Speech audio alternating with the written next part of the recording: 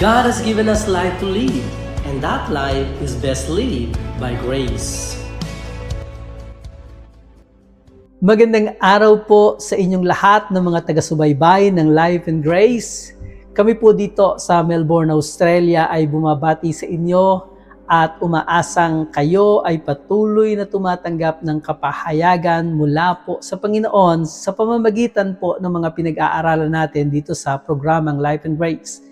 Alam niyo po sa episode po na ito ay pag-uusapan po natin ang the power of imagination. Inuulit ko po, the power of imagination.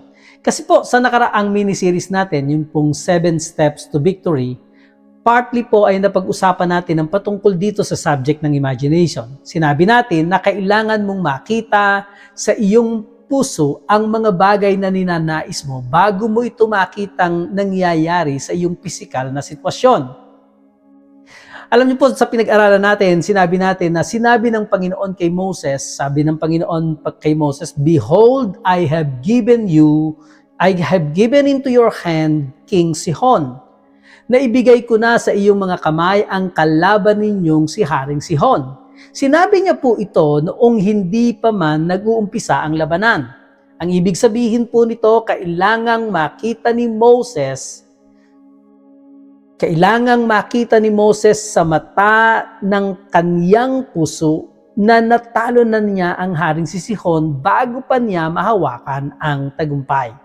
Pinag-usapan po natin sa episode number 6 na ang imagination is our ability to see with our heart what we cannot see with our eyes. It is a vital part of our faith.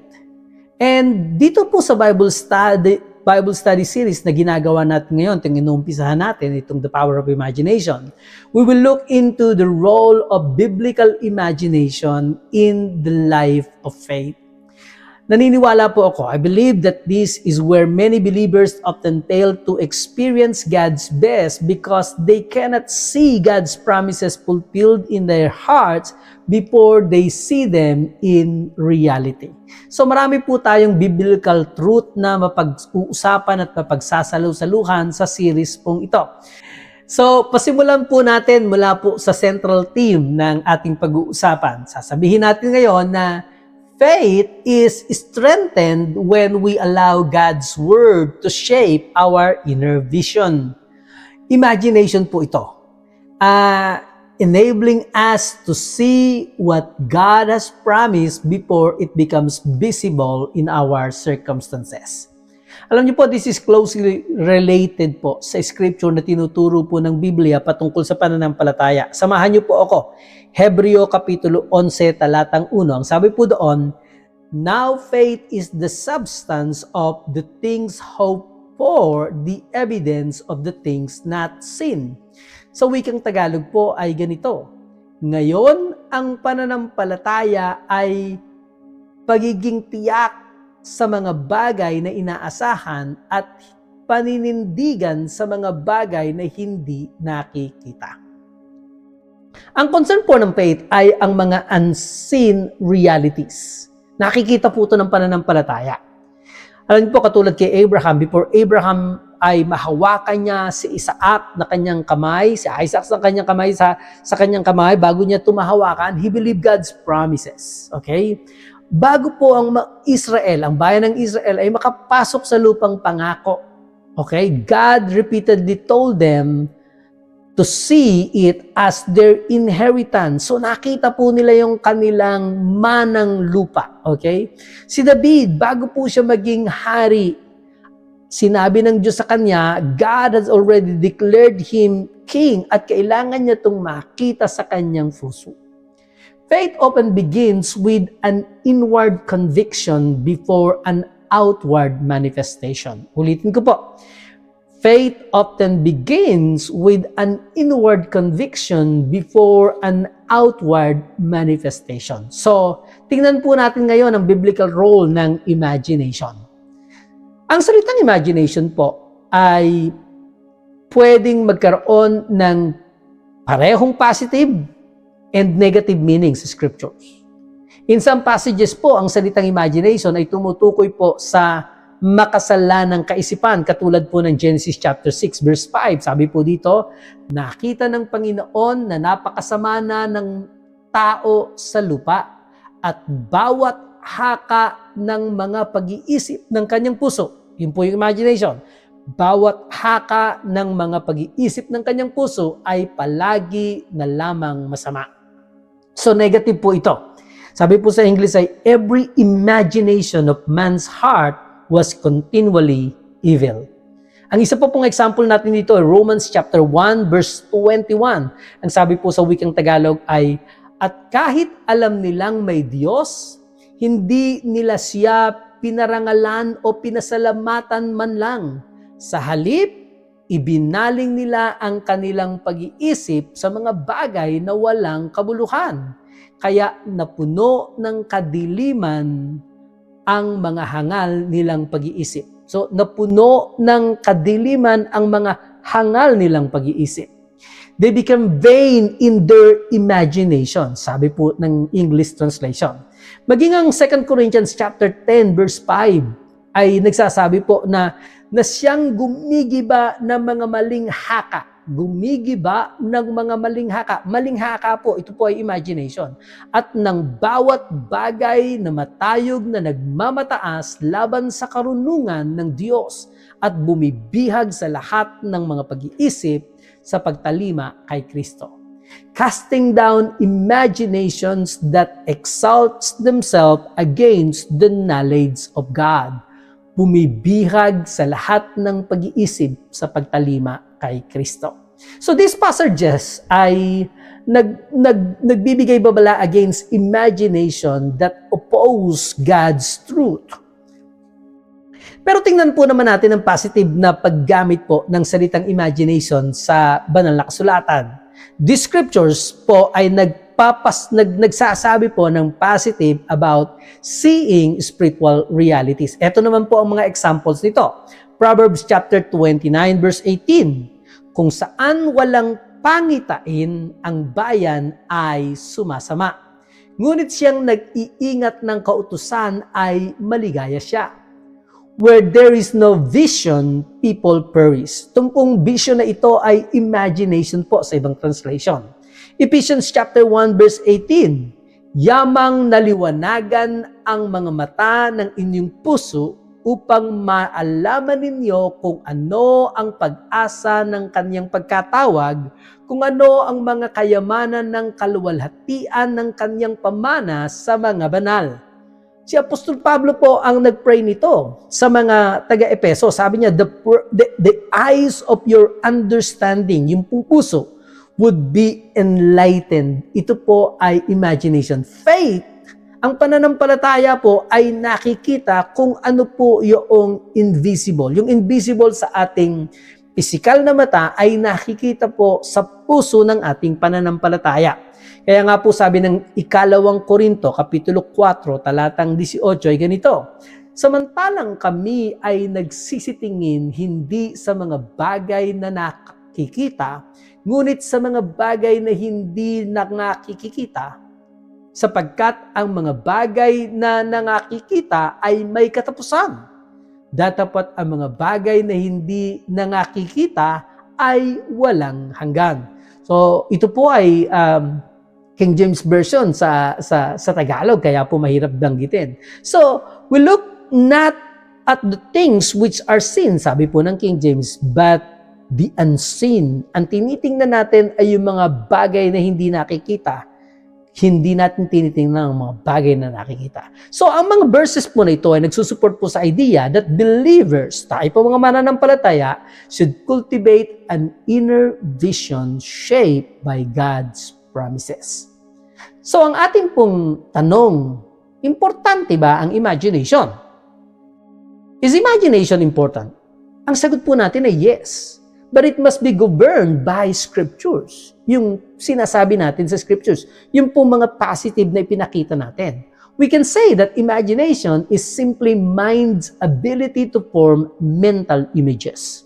Lahat po tayo ay may ganitong kakayanan ang mag-imagine.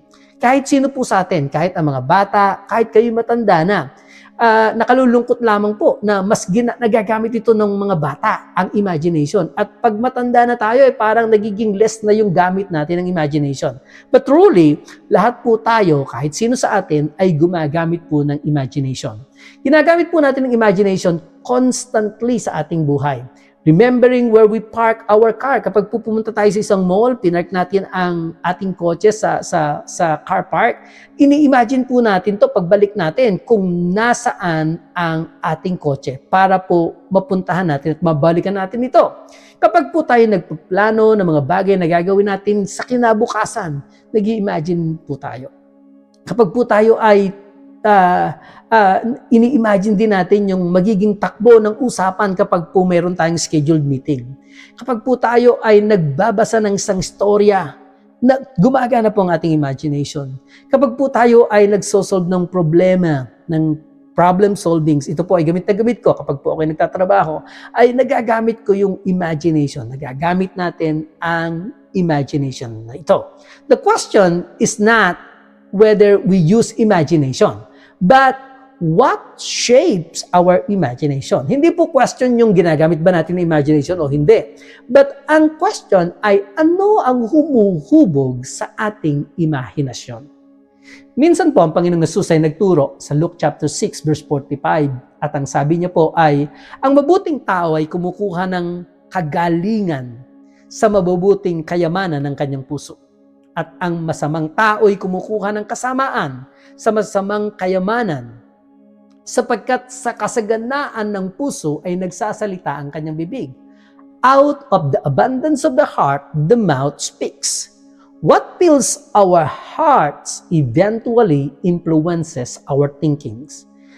Nai-impluwensyahan din po nito ang ating salita, ang ating mga aksyon ay nai-impluwensyahan din to. Katulad din po ito ng Romans chapter 12 verse 2 na sinasabing, huwag kayong magsiayon sa takbo ng sanglibutang ito, kundi mag-iba kayo sa pamamagitan ng pagbabago ng inyong isip upang mapatunayan ninyo kung alin ang mabuti at kaaya-aya at lubos na kalooban ng Diyos. Sabi po doon sa English ay, be transformed by the renewing of your mind. Alam niyo po kasi ang renewed mind naturally begins to picture life according to God's truth instead of fear, failure, or worldly values. Vision gives direction. Ang pangitain po ay nakapagbibigay ng direksyon sa ating buhay. Kapag mayroon tayong lugar na gustong puntahan, we use our imagination kung paano tayo makakarating sa lugar na iyon.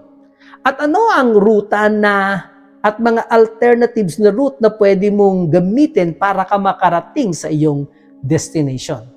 But if you have no destination, every road seems acceptable. Kahit saan na lang pupunta ka, kahit anong road dadaanan mo, pero maaaring hindi ka makarating kasi wala ka talagang destination. Likewise po, ang believers who lack spiritual vision often drifts with financial pressures, public opinion, comfort, fear, convenience. When God gives clear direction, many decisions becomes easier because they are measured against His calling. Dito po nagre-reflect si Pablo sa kanya pong sinabi sa Filipos Kapitulo 3 talatang 13 hanggang 14. Sabi niya po doon, he pressed toward the goal that God has set before him. Sabi po ng wikang Tagalog ay, mga kapatid, hindi ko inaaring inabot ko na datapat isang bagay ang ginagawa ko na nililimot ang mga bagay na nasa likuran at tinutungo ang mga bagay na hinaharap. Nagtutumulin ako sa hangganan sa gantimpala ng dakilang pagtawag ng Diyos na kay Kristo Jesus. Imagination itself has no spiritual power apart from being anchored sa salita po ng Diyos, sa revealed truth ng Word of God. Biblical imagination is not manifesting desires or creating reality through mental pictures. Rather, it is allowing God's promises to become so real in our hearts that they shape our faith, hope, prayers, and obedience. How to develop godly imaginations? Dito po tayo magtatapos.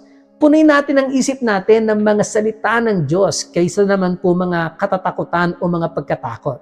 Mag-meditate po tayo ng mga promises ng Panginoon hanggang sa ito ay maging vivid sa ating pong puso. Ask the Holy Spirit to illuminate God's purposes sa ating pong mga buhay. Replace images of failure with God's truth. Take practical steps of obedience that align with God's calling. Kasi po, as your mind is renewed, your imagination becomes a servant of faith rather than source of anxiety or fantasy. Ang pananampalataya ng Biblia ay hindi pagpapanggap na nagiging totoo sa isang bagay dahil ini-imagine natin ito. Hindi po ganun. Rather, it is seeing with the eyes of our hearts what God has already declared to be true, trusting His promises and living in obedience until those promises are fulfilled in us. Ito po si Baljamin Tatlong Hari, and I hope sa atin pong introduction ng Power of Imagination ay na-excite kayo at kayo po ay patuloy na susubaybay hanggang sa matapos po natin ang series nito. Kami po ay nagpapaalam pansamantala, nagsasabi po sa inyong life is best lived by grace. Shalom!